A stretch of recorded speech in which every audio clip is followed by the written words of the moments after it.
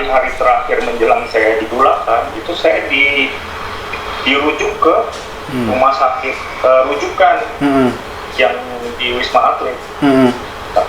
Tapi di situ saya menolak.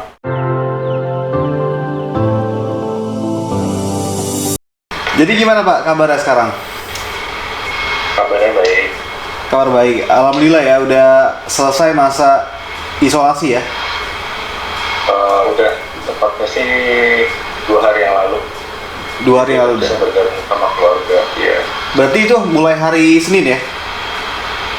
Mulai hari Senin, sebelumnya kan keluar dari rumah sakit itu 2 minggu sebelumnya. Mungkin hari Senin juga, tanggal berapa tuh? Tanggal 30.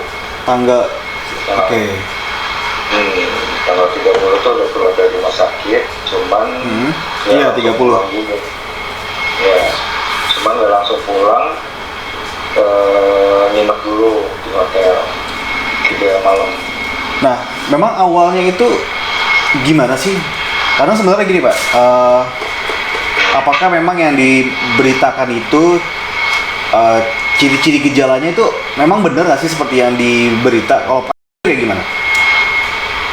Jadi memang levelnya berasa gejala itu emang beda-beda per orang. Oke. Kalau saya sendiri kayaknya hampir umum. Pertama itu kan demam dulu gitu kan. Terus habis itu ada pusing-pusingnya gitu, ada pusingnya. Habis itu mulai batuk. Demam. Ya. Berapa hari itu Pak? Jadi berasa demamnya itu hari Jumat.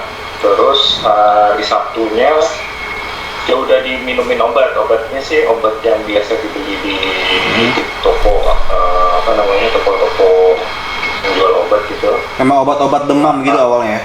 Iya, paracetamol lah ya. Oke. Itu manjur sih, artinya kan turun, tapi besoknya demam lagi.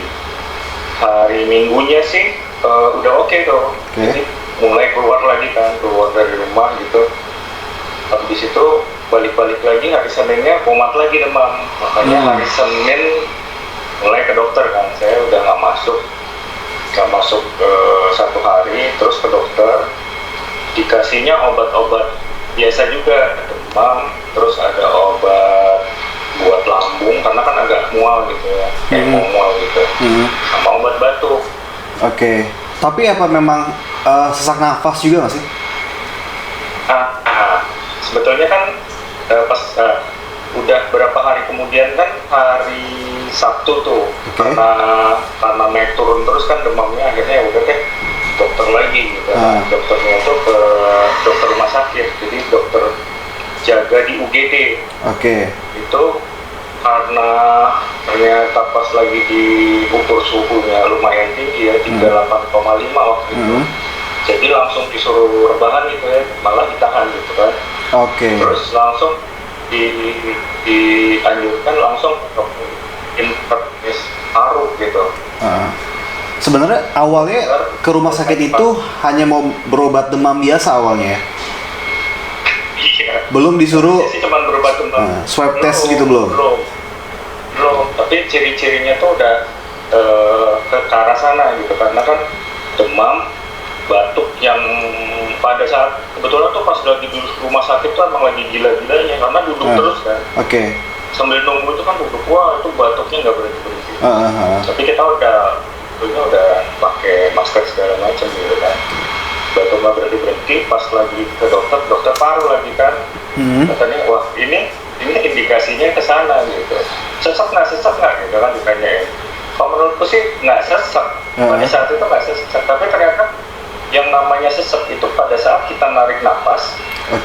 Dan karena menahan batuk itu jadi kita pendek napasnya gitu. Karena kalau kita tarik panjang itu nahan batuk jadi batuk. Jadi akhirnya kita ngambil napasnya itu nah itu udah dikategorikan sesak gitu. Apalagi begitu udah masuk IGD kan di foto toraks juga tuh, foto paru-paru, terus dia jalan gitu kan. Nah itu hasilnya beberapa jam kemudian gitu kan, ternyata tuh kalau leukosit saya turun di bawah normal.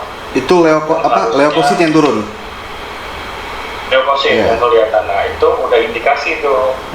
Terus toraks, sebetulnya toraks itu foto paru-paru itu nggak terlalu jelek lah, tapi udah kelihatan bahwa ada infeksi yang disebabkan oleh virus.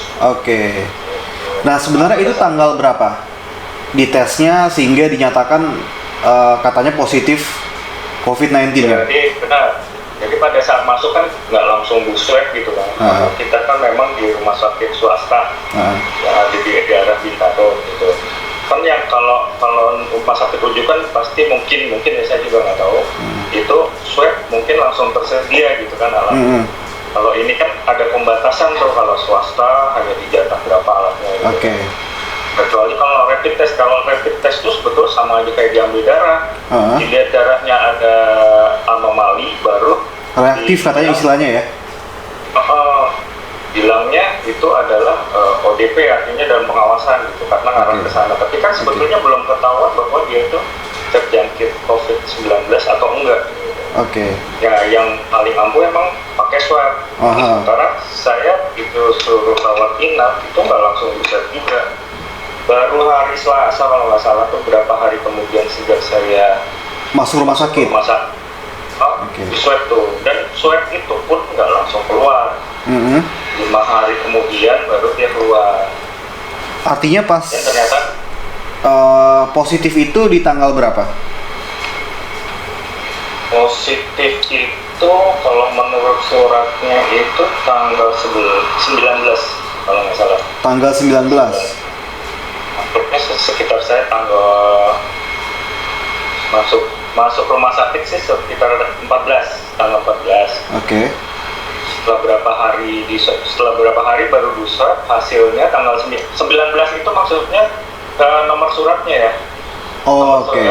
Tanggal surat gitu. Tapi saya baru dapat beritanya itu sekitar tanggal 21, 2 hari setelah surat itu dibikin gitu. Waktu sudah masuk di ruang isolasi itu ada berapa orang? Dan dengar-dengar katanya di isolasi itu nggak ada apa-apa ya, cuma ada ventilator aja, bahkan kamar mandi pun nggak ada, bener nggak sih? Bener banget gitu.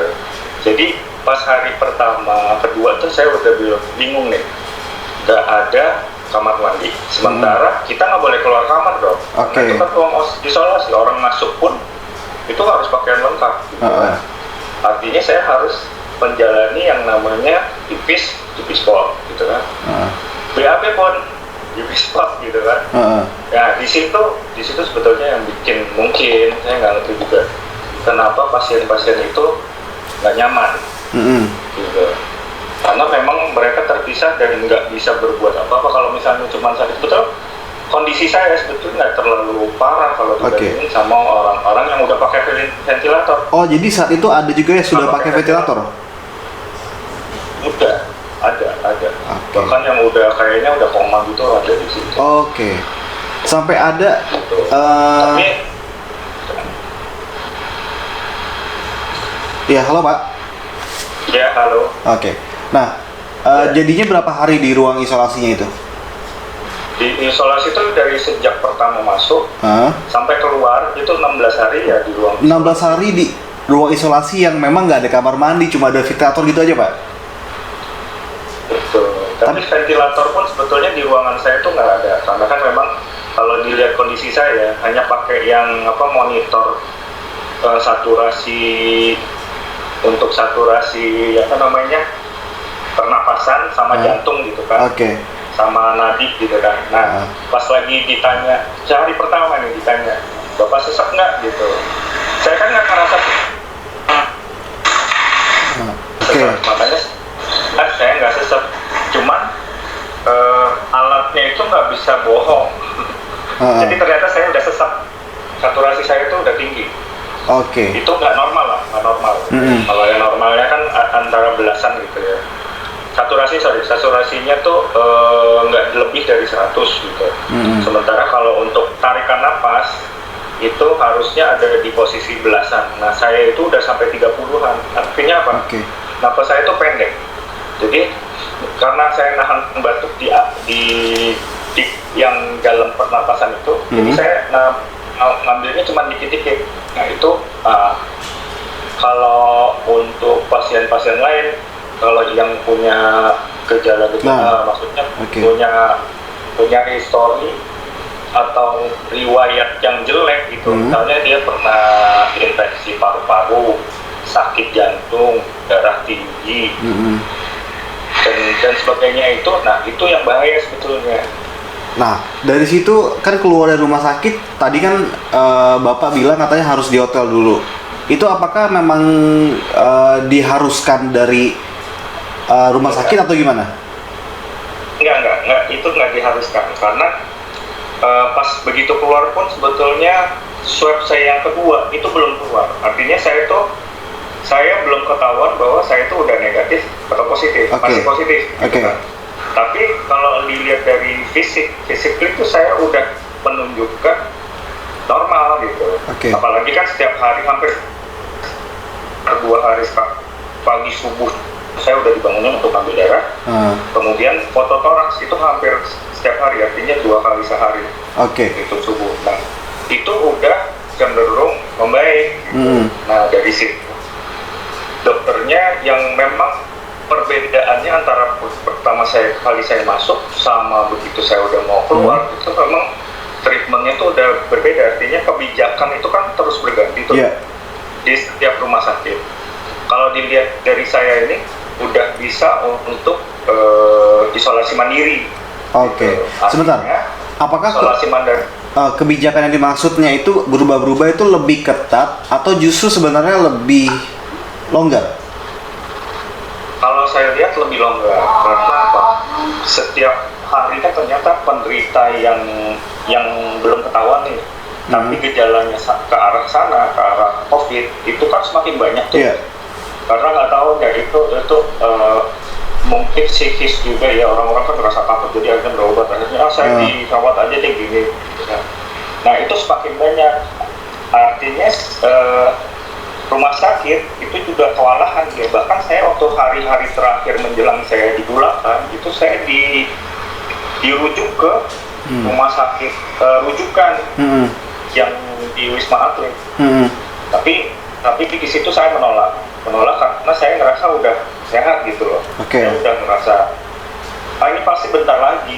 Gitu. Nah itu perlu surat dari yang ditandatangani dari dokter, yang ditandatangani saya, bahwa saya menolak untuk dirujukkan karena saya merasa udah tinggal dikit lagi nih saya ngejalanin. Dan untungnya saya udah konsultasi tuh sama dokter.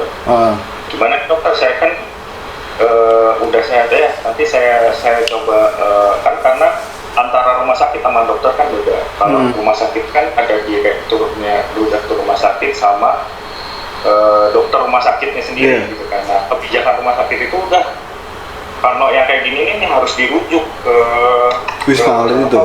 Atlet. Saya keberatannya karena apa? Semakin jauh. Saya selama ini kan nggak bisa ada satupun keluarga yang jenguk gitu. Treatmentnya juga seperti itu. Nah, saya ngebayangin kalau ke